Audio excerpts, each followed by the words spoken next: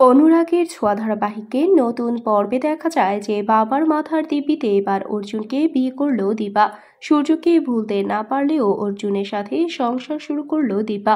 দীপার বিয়ের পরেই মারা যায় দীপার বাবা অজয় বাবু। বাবাকে হারানোর বেদনা আর সূর্যকে ছেড়ে অর্জুনকে বিয়ে করা সবকিছু কেমন যেন এলোমেলো হয়ে গেছে দীপার। সূর্য প্রচণ্ডভাবে ভেঙে পড়েছে। বাড়ি থেকে বের হচ্ছে না, হাসপাতালেও যাচ্ছে না। ছেলেকে নিয়ে মহা চিন্তায় লাবণ্য সেনগুপ্ত। তিস্তাও হতাশ। ভিক্টর যেভাবে তাকে টার্গেট করেছে তাতে করে বিপদে পড়ে নিজের সবকিছু হারাতে পারে তিস্তা। দীপা যে সবকিছু দেখে রাখতো সেটা কিন্তু আর হচ্ছে না।